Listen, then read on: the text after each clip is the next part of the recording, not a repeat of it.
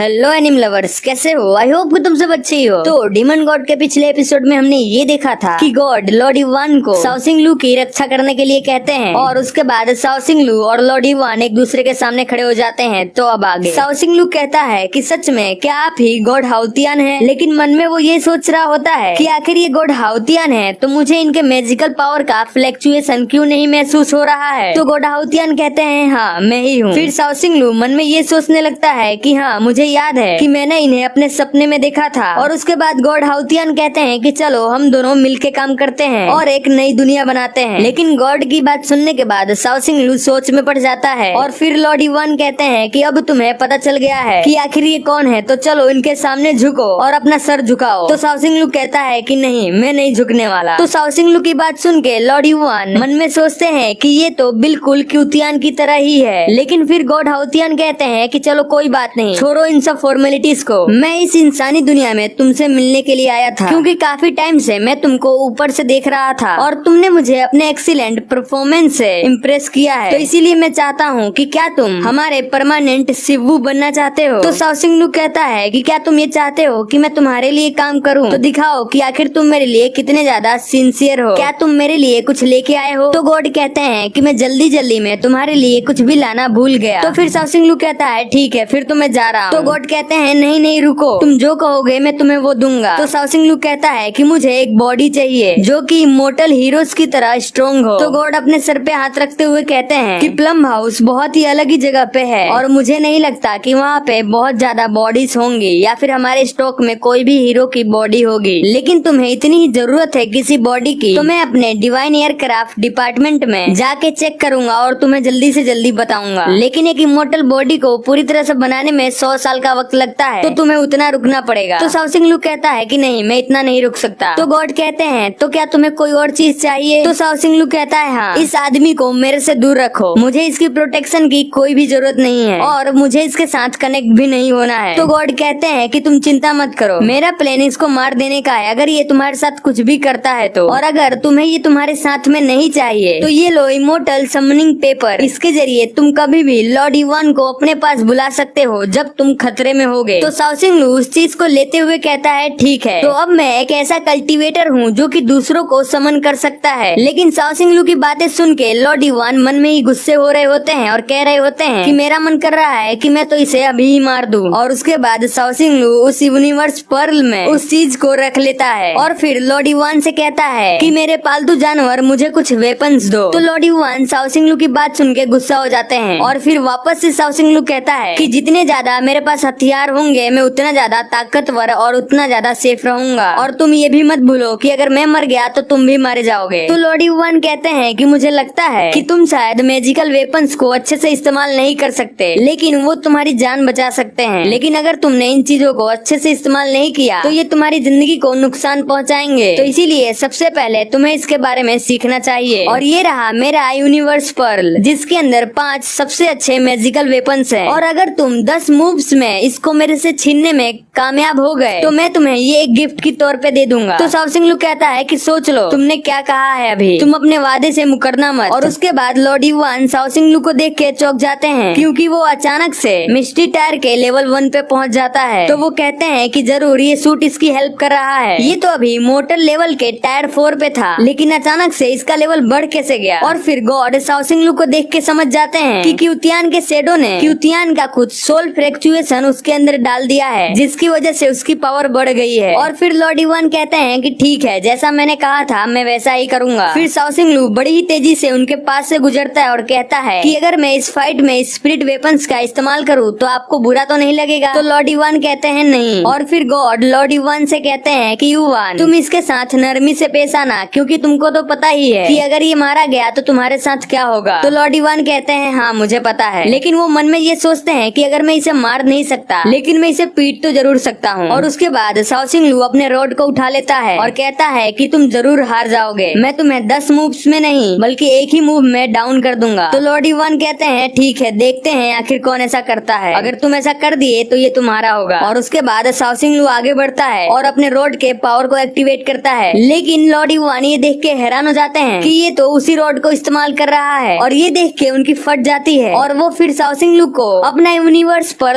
आराम से दे देते हैं और कहते हैं कि ये लो, इसे तुम ही रखो, मुझे नहीं चाहिए, लेकिन प्लीज मुझे मारना मत। गॉड अपना पोर्टल ओपन करते हैं और वहाँ से जाने लगते हैं और कहते हैं कि तुम अपना ख्याल रखना, मैं अब जा रहा हूँ। लेकिन लॉर्ड इवान शाओसिंग को देखकर ये सोच रहे होते हैं कि तुम्हें इस चीज के लिए एक दिन पे करना पड़ेगा, मैं तुम्हें ऐसे ही जाने नहीं दूंगा। और उसके बाद गॉड कहते हैं कि मिंक बाय, हम फिर मिलेंगे। लेकिन मिंक गॉड को देखकर रोने लगता है क्योंकि गॉड ने उसकी पूरी तरह से गालों की वाट लगा दी होती है। और उसके बाद गॉड और लॉर्ड इवान वहाँ से चले जाते हैं और उसके बाद शाओसिंग लू उस मिंक को उठा के उसके गाल मचोड़ता है। लेकिन शाओसिंग लू मन में ये सोच रहा होता है कि हाउ तियान सच में बहुत ज्यादा अमेजिंग है, क्योंकि उन्होंने एक अर्थ लेवल के पर्पल क्लाउड मिंक को आसानी से अपने वश में कर लिया। और इसीलिए मैं उनसे लड़ाई नहीं करना चाहता था क्योंकि मैं उनके जितना मजबूत नहीं हूँ और इसीलिए मुझे उनकी बात माननी पड़ी। लेकिन मुझे ये नहीं समझ आ रहा है कि जब मैं उठा तब मेरा लेवल बढ़ चुका था और मैं मिस्ट्री टायर के लेवल 1 पे था। आखिर ऐसा क्यों? कहीं ऐसा इसलिए तो नहीं ना क्योंकि मैंने 100 से भी ज्यादा ज़ॉम्बीज़ को मार दिया है और मैं जितने ज्यादा ज़ॉम्बी को मारूंगा मैं उतना ज्यादा स्ट्रॉन्ग बनता जाऊंगा। क्या ये सच है? लेकिन छोड़ो, ये बात तो अलग चीज है। लेकिन आखिर मेरा सोल जो कि डैमेज हो गया था वो कैसे ठीक हो गया? और शाओसिंग लू अभी ये सारी बातें सोच ही रहा होता है तभी वहाँ पे नानगोंग आ जाता है और वो कहता है कि मुझे उस ज़ॉम्बी किंग को हैंडल करने दो। तो शाओसिंग लू उससे गुस्से में आके कहता है कि तुम लेट हो गए हो, ज़ॉम्बी किंग तो कब का मारा गया। तो शाओसिंग लू की ये बात सुन के नानगोंग हैरान हो जाता है और सोचने लगता है कि इसका मतलब ये है कि इन सारे स्टूडेंट्स ने मिलके उस ज़ॉम्बी किंग को अकेले ही हरा दिया, क्या ये मेरी गलती है? और उसके बाद कहता है चलो अच्छा है। लेकिन शाओसिंग लू फिर ये सोचने लगता है कि आखिर किरिन कहाँ है, लेकिन मेरे पास उसको खोजने का समय नहीं है क्योंकि मेरे पास कुछ और इम्पोर्टेंट काम है, मुझे इसके साथ अभी ही डील करनी होगी। और अब यहाँ पे सीन शिफ्ट होता है और हमें कैपिटल सिटी का द मो फैमिली का सीन दिखाया जाता है जहाँ पे 4 लड़के प्रैक्टिस कर रहे होते हैं, वो भी ब्लड अवेकनिंग का। और उनमें से 3 लड़के ये करने में फेल हो जाते हैं जिसकी वजह से उनके मुंह में से ब्लड आ जाता है। लेकिन उनमें से एक लड़का इसमें सक्सेस हो जाता है। और अब हमें उन लड़कों में से एक लड़के के बारे में दिखाया जाता है जो कि लिंग चेंग मो का सबसे बड़ा बेटा है और उसका नाम जोंग मो है। वो कहता है कि मैं फेल नहीं हो सकता, लोग ये देखकर हंसेंगे कि मैं इसमें फेल हो गया और मैं कभी भी मिस लिंग से शादी नहीं कर पाऊंगा। लेकिन फिर अचानक से उसके फेस पे कोई लात मारता है और कहता है कि फीलिंग तुम्हारी नहीं है। और अब हमें बताया जाता है कि इस लड़के का नाम ली मो है जो कि लिंग चेंग मो का सेकंड बेटा है और वो ब्लड अवेकनिंग में सक्सेसफुल हो गया है। ली मो ने जोंग मो के ऊपर अपना पाँव रखा होता है तो जोंग मो कहता है कि तुम्हें मेरी रिस्पेक्ट करनी चाहिए क्योंकि मैं तुम्हारा बड़ा भाई हूँ, तुम्हारे पाँव रखने की वजह से मैं इंजर्ड हो जाऊंगा। तुम जब छोटे थे तब तुम्हारा पाँव इंजर्ड हो गया था, तब मैंने ही उसे ठीक करवाया था। लेकिन फिर भी ली मोंग उसके ऊपर से अपना पाँव नहीं हटाता, जिसके बाद वो 2 लड़के भी